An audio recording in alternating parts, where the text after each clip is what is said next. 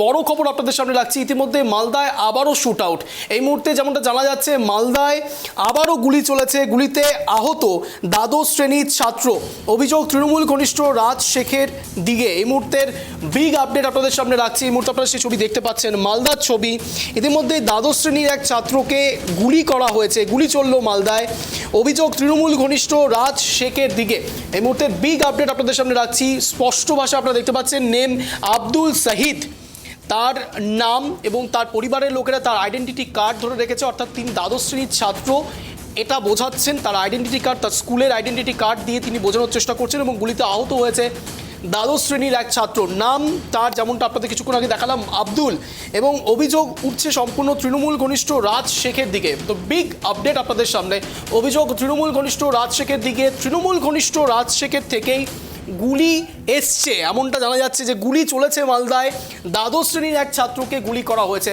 Big breaking আপনাদের সামনে। আব্দুল সাহিদ নাম, 2007 সালে স্পষ্টত তিনি আইডেন্টিটি কার্ড যেটা স্পষ্ট দেখা যাচ্ছে, তার বাবা দেখাচ্ছেন স্পষ্টভাবে। তার আইডেন্টিটি কার্ডে দেখলে পরে আব্দুল নাম জানা যাচ্ছে। এই বিষয়ে বিস্তারিত কথা বলবো। এই মুহূর্তে রয়েছে আমাদের সঙ্গে আমাদের প্রতিনিধি রুহুল। দ্বাদশ শ্রেণীর এক ছাত্রকেও শ্যুট করা হচ্ছে, কি এমন ঘটনা ঘটলো, কি জানতে পারছো?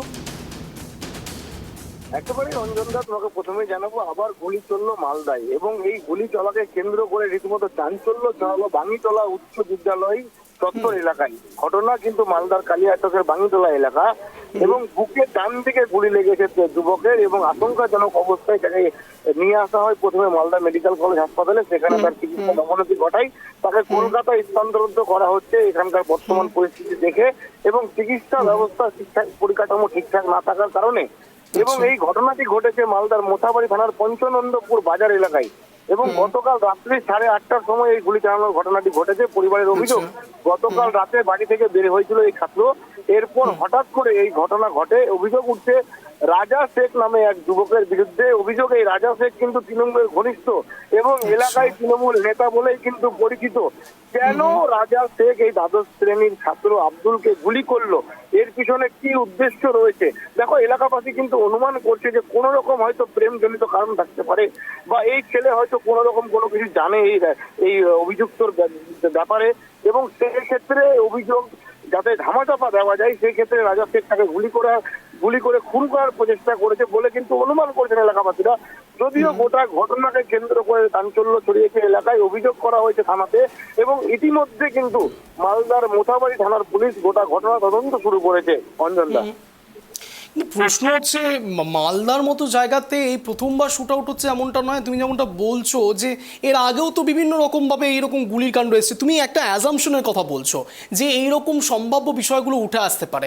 আমি শুধু জানতে চাইছি, এই যে রাজা শেখ, যার ঘনিষ্ঠ এই ব্যক্তি, তাকে কি এখনো পর্যন্ত গ্রেপ্তার করা গিয়েছে পুলিশের পক্ষ থেকে?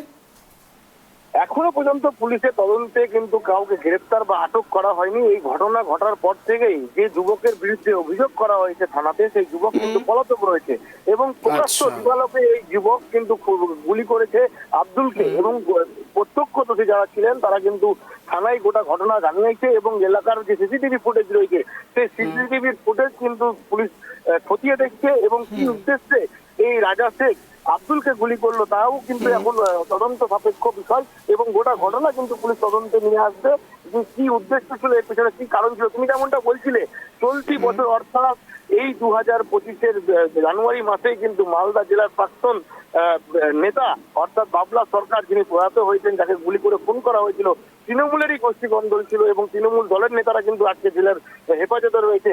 এবং এই ঘটনা কিন্তু আবার প্রকাশ্যে কালিয়াচকেও ঘটে, যেখানে তৃণমূলের গোষ্ঠী কন্দলে হাসু শেখ বলে একজন যুবককে থেতলে খুন করে দেওয়া হয় প্রকাশ্য দিবালোকে। আবার একই ঘটনা কিন্তু পুনরাবৃত্তি ঘটছে মালদার বুকে। এই আব্দুল বলে যে ছেলেটি, দ্বাদশ শ্রেণীর ছেলে, নৃশংসভাবে তাকে খুন করার চেষ্টা, কি কারণ রয়েছে তা নিয়ে কিন্তু রীতিমতো চাঞ্চল্য শুরু হয়েছে গোটা এলাকা জুড়ে। অঞ্জনদা, পুলিশ কি বলছে? পুলিশ পুলিশ যে ঘটনার তদন্ত শুরু করেছে, মালদা জেলা পুলিশের সুপারের তরফে জানানো হয়েছে যে পুলিশ কিন্তু রীতিমতো অ্যাকশন মুডে রয়েছে এবং এই ঘটনা কিভাবে ঘটলো তা নিয়ে তদন্তে উঠে আসবে। এবং এই যার বিরুদ্ধে অভিযোগ, রাজা শেখের বিরুদ্ধে যে অভিযোগ করা হয়েছে, রাজা শেখের তদন্তে কিন্তু খোঁজে কিন্তু পুলিশ তদন্ত চালাচ্ছে এবং রাজা শেখ কোথায় আছে, রাজা শেখের সাথে কারা থাকতে পারে এবং রাজা শেখ কিভাবে আগ্নেয়াস্ত্রটা পেলো, কোথা থেকে আগ্নেয়াস্ত্র আসলো, সমস্ত বিষয় কিন্তু পুলিশ উদ্ঘাটন করার চেষ্টা চালাচ্ছে মালদা জেলা পুলিশের তরফে। অঞ্জন দা, বুঝতে পেরেছি, অনেক ধন্যবাদ রুল, সঙ্গে থাকার জন্য। নজর রাখো। আবার গুলি চলল মালদায়, গুলিতে আহত দ্বাদশ শ্রেণীর ছাত্র। আহত ছাত্রের নাম আব্দুল সাহিদ, বাঙ্গিটোলা উচ্চ বিদ্যালয়ের ছাত্র। এই আব্দুল, বুকের ডান দিকে গুলি লেগেছে, তার অবস্থা অত্যন্ত আশঙ্কাজনক। কলকাতায় স্থানান্তর করা হয়েছে। ঘটনাটি ঘটেছে মালদার মোথাবাড়ি থানার পঞ্চানন্দপুর বাজার এলাকায়। গতকাল রাত 8:30টার সময় এই গুলি চালানোর ঘটনা ঘটে। পরিবারের অভিযোগ, গতকাল রাতে বাড়ি থেকে বের হয়েছিল এই ছাত্র, এরপর হঠাৎ করে এই ঘটনা ঘটে। অভিযোগ উঠেছে রাজ শেখ নামে এক যুবকের বিরুদ্ধে। অভিযোগ, এই রাজ শেখ তৃণমূল ঘনিষ্ঠ। নজর থাকছে।